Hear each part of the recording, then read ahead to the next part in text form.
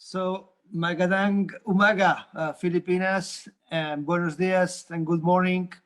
It's a real pleasure to stay here. My last time with you in the university and IPMA Philippines was 5 years ago. So many times passed. And I would like to address to you this morning something different, because probably many of you don't know the clause of 60 years history of IPMA worldwide, and how IPMA cope in different times resilience. That as well for me is a wicked word, because we are managing resilience in a not correct manner, because the word, once again, it's a little bit not too good utilized for the reasons that I will share with you. And some other things as well, after some things regarding the future of not only our federation, it's about IPMA in Philippines. IPMA is the largest worldwide federation of national associations. It was created last century in the 65. So we are the oldest one, oldest that others really important for the development of our profession, like PMI in US or another institutes promoting methods and methodologies. But in IPMA, we have something different, because we focus on the individual as a pilot of any action managing projects. IPMA is based in competence development, and this is a quite different approach since the beginning. So let me, as a glance, to show this history about IPMA. 67 years ago, a set of colleagues, because at that time was only individuals working for two large European companies in aerospace and engineering, based in Switzerland and Germany. Afterward, another group of people from Austria, from Italy, UK, and Norway and Sweden joined the initial name of our federation. At that time was called IMSA, the International Management System Association, who record a nice and today very well-known word, who was internet. And during more than 24 years, IPMA branding was called internet, because was the network of researchers in project management and in system engineering. So early of the 90s, IPMA changed the name from internet to IPMA, the current name, for obvious reasons. That this is the first lessons learned, because be careful about your image, your branding, your name. Otherwise, you can deal with many things. During this period, it's practically 12 years, the association evolves. Many of you obviously don't know this part, but probably Professor Roque Senga and another wise from IPMA Philippines remember Dr. Hans Knopfler still is with us. You hopefully, and otherwise, Dr. Harberg and Dr. Schule and Dr. Gugst pass away. It's life law, but still Hans Knopfler is with us. It's one of the founders in our federation. Many people from different associations contribute at that time to settle up the pillars of the future of IPMA. Take a look in the middle, below of the picture of Dr.Jesus. It's the internet logo. This is what I mean before, the name of IMSA and the branding of IMSA as internet. This is also nice. This is the second International World Congress that IPMA held in Amsterdam, Netherlands, in the 69. So was at that time organizations taking 2 years to prepare this World Congress. And at that time, obviously, our profession was based in a very methodological approach, because at that time, practically as well, PMI and another institutions works around methods and methodology approach. But in IPMA at that time, this group of 7 associations start to develop the core of the future competence standard. That means something more, because it's not enough. The knowledge, all those peoples get the inspiration and the vision to preparing the future of the challenges in our profession, meaning more than knowledge, we need to work to define abilities, attitudes, capacity to build for individuals, because the knowledge will be not enough. We need to work more deeper and more longer defining what means competence. But just take a look to this wonderful slides, because this is a minute. Can you imagine today to manage this kind of minutes? This is a minute of the board of directors, dated March 74, and people working on competence development, managing this special code, assigning, this is a RAM, this is a responsibility, a signet matrix. At that time, was never found that, but our fathers in IPMA works on that, managing that one, and you know why? Because this is the starting of the initially programming. At that time was this perforated skulls. Many of you probably you have not the age to remember that, but this was a prehistory of the planning and organization. Okay, it's just a kind of glance about how our fathers in IPMA did during that period. Early, at the end of the 70s, early of the 80s, IPMA started with more branding, a start in expansion, not only in Europe. You have the definition of the original name there in the first new leader. You can combine the International Management System Association, IMSA, and the branding of Internet. Okay, 12 years later, another association in Europe joined the federation, starting by the Netherlands, following Ireland and Denmark as well. And one new step was open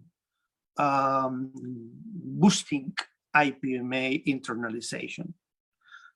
It's the beginning of one of the most important events that IPMA never did. It's regarding the international expert seminars.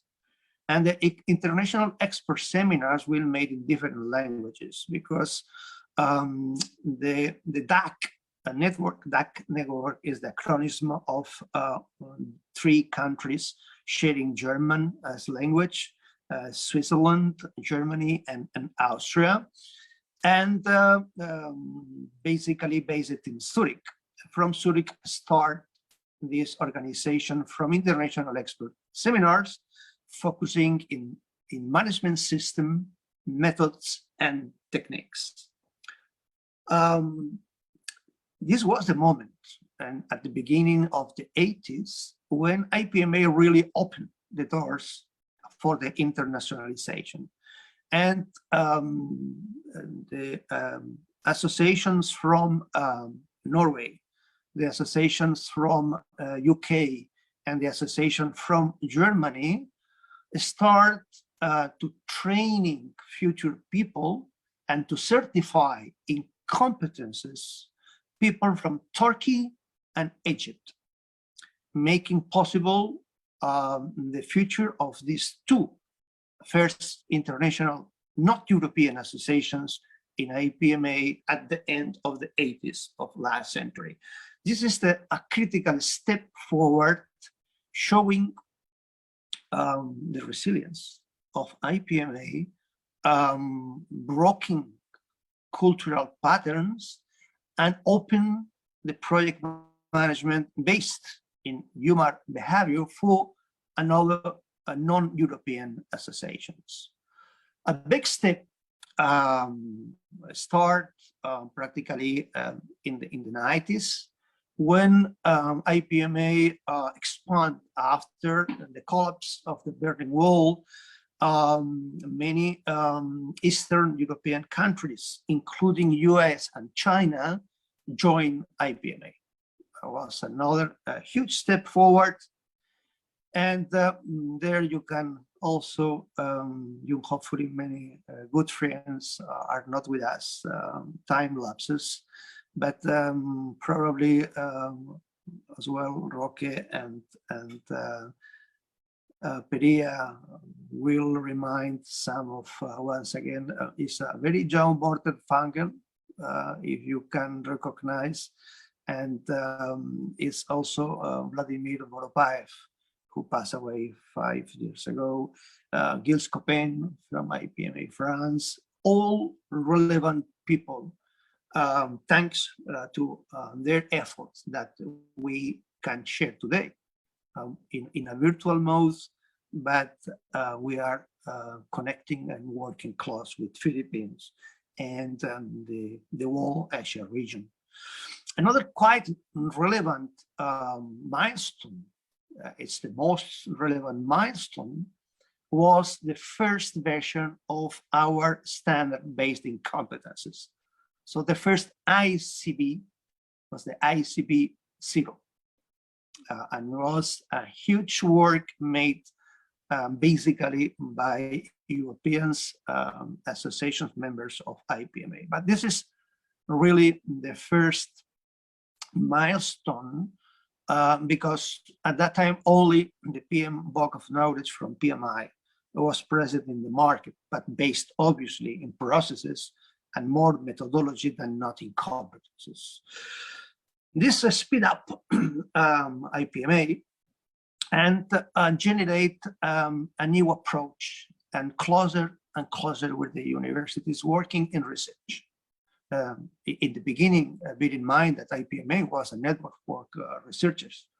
Afterward, arrived the industry and another key stakeholders. Okay, so in Vienna we have the pictures from a very well-known professionals in our world. It's Dr. Roland Garais from Austria and Dr. Martina Human. She's still now the lead editor from the International Journal of Project Management, and she's also the lead editor from the Project, Society, and Leadership, who are both two publications from IPMA. And at the beginning of the 2000, we start with a different approach, combining competences with the development for new standards, because it was not enough to work only with individual competence with the ICP. Also, we works defining the future of Project Excellence Baseline, who is another standard addressing challenges, managing and directing programs and projects. And the most important things, it's the OCB, it's the Organizational Competence Baseline, who address the competences for managing by projects. No, it's project management, is management by projects. That means governance based in project. So how to align the corporate strategy with the project portfolio strategy. And this was the final step for internalization. In 2010, IPMA start a really ambitious plan who takes over many other countries around the world, from Australia, India, some other countries in the region, and start with Latin America. We reinforce concepts and methods and implementation of methodologies, building the approach through our standard, our 3 standards based in competences. And every year we conclude our activities with the pinnacle. Our pinnacle event is every year the World Congress. Okay, this year was in a blending format, as was held in St. Petersburg in Russia. Next year will be in Tokyo. 2023 will be in Denmark, and 2024 in US. So every year we organize a World Congress in some part of the world when we have IPMA association. This is the milestone who makes visible IPMA in Asia. Was also the first IPMA president outside Europe. It's Mr. Adesh Jain, at that time president of IPMA India.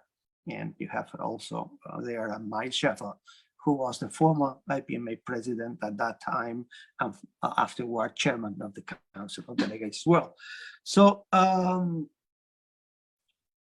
would like also to have some words of recognition for all those people who works hard during more than half century, making possible what IPMA is today. I take over the responsibility as president after Reinhard Wagner mandate. In the age of Reinhard Wagner, we celebrate the 50th anniversary in the World Congress carried out in Panama in 2015, also showing the advancement of the Panama Canal Extension program. And this is the date who opened practically IPMA worldwide. In 2015, hopefully Philippines joined the family, joined IPMA family worldwide. Today, we cope practically all over the world with regional networks. We have 72 nations. And I remember, you can find some of you, someone of you, myself, with Reinhard Wagner, when we did workshops and some speeches with you in the university in the spring, in March, April 2016. Okay. So, and I would like also to remark the message. Together, we achieve more. This is the acronym of team. together we achieve more. And we need more and more closer you as partner of IPMA, all the universities partners of IPMA Philippines, and we meet also the board of IPMA Philippines in Dubai, as well in 2019. But I would like to take the occasion to ask to you, we need all of you. We need more you. We need more young people. We need more senior people making possible the consolidation of IPMA in Philippines, because around the Philippines, we have another associations. We have very active associations in Japan, in Korea, in Indonesia, in Malaysia, in India, in Singapore. So it's a huge opportunity that you can work in regional network. This is part of the strategy, promoting competence, a strong society to enable a world in which all projects succeed. We don't like to talk only about project economy. Project economy is just a part of project society. The challenges in our society are wider and much more deeper than only not economy. In IPMA, addressing that, we have these 4 values: professionalism, competences, quality, total quality in project, program, and portfolio management, and partnership. Our mission is facilitate the co-creation, offer know-how, all the IPMA ecosystem, maximizing, making possible the maximization of the synergies, and of course, promoting the recognition of project management and engage other stakeholders around the world in advancing the discipline. In IPMA, we have our ecosystem, and this is the ecosystem for IPMA Philippines. We have a lot. We have events, national, regional, international, worldwide. We have standards, individuals, for projects, for organization. We have a lot of special interest groups, and we have as well the recognition, the awards for individuals and for the organizations. This year, and I would like to address the end of the conclusion of my contribution, we start about how to reach and maintain resilience is another event that IPMA organized every year online. This was quite relevant participation, more than 2,000 people from more than 100 countries, 4 days, all week, addressing that one. And this is quite different, addressing the challenge who is under the topic of your Congress. And I would like to make and stop here and to reflect with you, because during the last more than 20 years, we try to fight, to deal with this, call it VUCA world, volatile, uncertain, complex, and ambiguous world context. And looking for that, we address many things. We try to a different vision, a different understanding, a different clarity, agility. We push in the agility, who is fine, but obviously it's not enough. And it's not only about methodology, it's about a different manner for direct and to manage. And the VUCA world just 2 years ago, because 2 years ago, we have not this approach to a new concept. The new concept in the context worldwide is that the VUCA world is the past. Now we are dealing with a bunny world. And the bunny world is not more volatile, uncertain, complex, and ambiguous. The bunny world is briefly, is much more than fragile. It's anxious, it's non-linear, and it's incomprehensible. And we need to design projects we need to perform projects and we need to deliver projects in a bunny world. So the knowledge will be not enough to manage successfully projects. We need competent people with capability to build abilities, skills, dealing with this bunny world post-VUCA session. And this is quite relevant because the VUCA world evolved into a bunny world, facilitate new perspectives. And in our ICB, one of the ambits is the domains is perspective with persons and with practices. So we need to focus on the world in a more accurate description on the current situation. Be careful when the emotions and the feelings will impact a lot in all the people around the projects and the context of the projects. So, and the causality, it's the relationships between the different stakeholders managing of that. If you take this picture and you match, this is free in internet, you can download this one. This is a global report of risks. Every year, the World Economic Forum release the report, and take a look with to this year, 2021 report, when the respondents forecast risk considering more critical threat to the world. Obviously, the sensibility about the pandemic pushes the infectious diseases in the first time, but the infectious diseases ever was there, ever. It's part of the history of humanity. But let's move to the next one, is livelihood crisis. And following by extreme weather events. Afterward, cybersecurity follow, and digital inequality. If you take this most important critical traits, we have also take a look with the bottom of the picture of the slide is youth disillusionment and social cohesion erosion worldwide. It's the worldwide traits 2 years sight from now.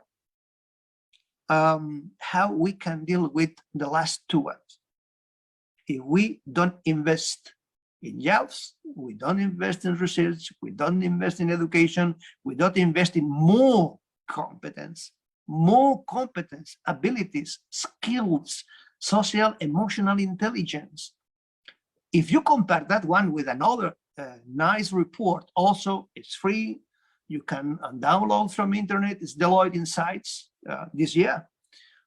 It's about how to rebuild, how is the planning for the most, it's a set of more than 500 organizations worldwide.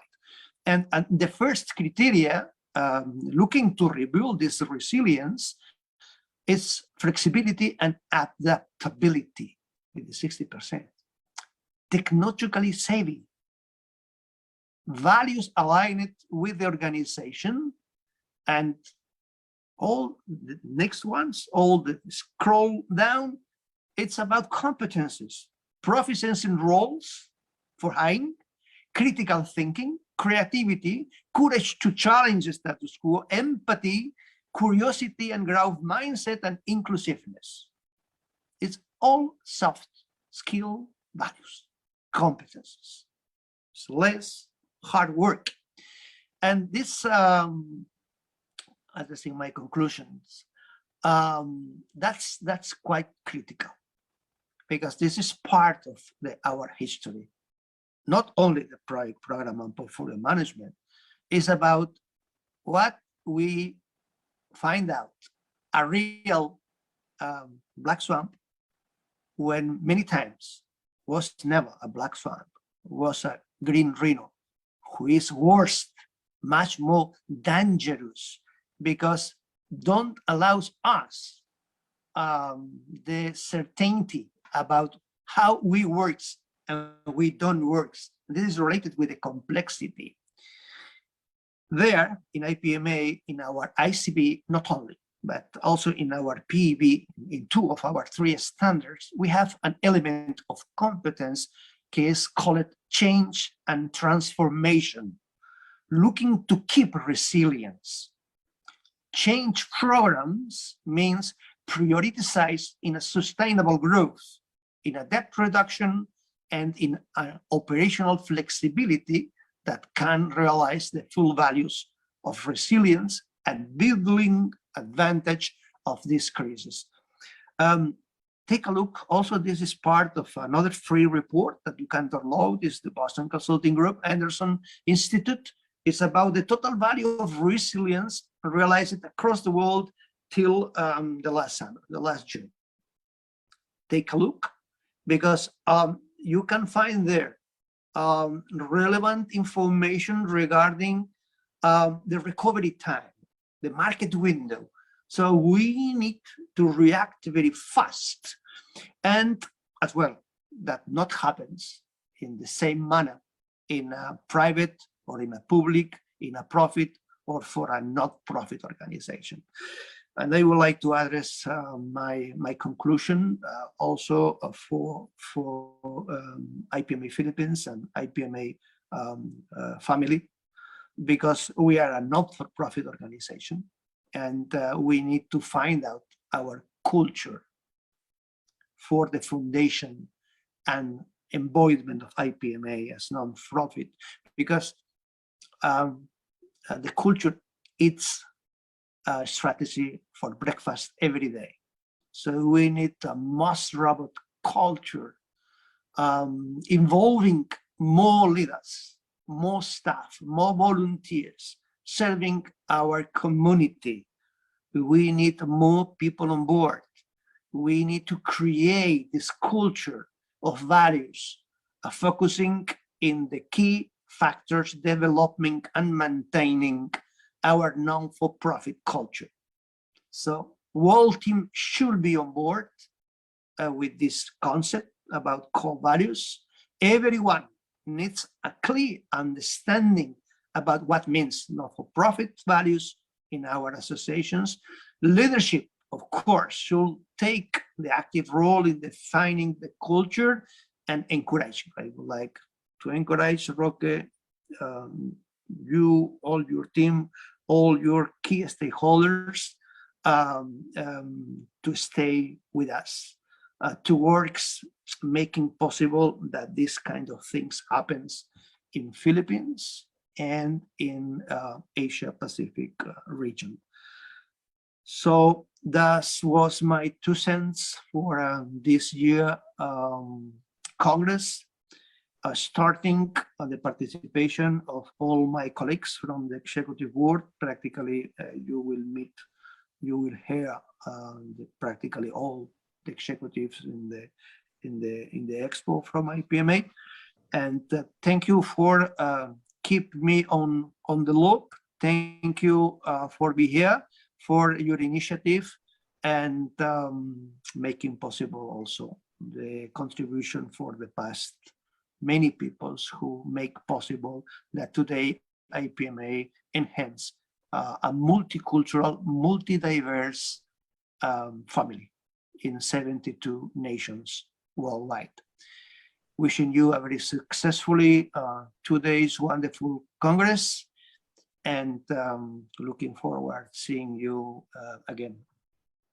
Thank you, Engineer Almela, for a very insightful talk. May we call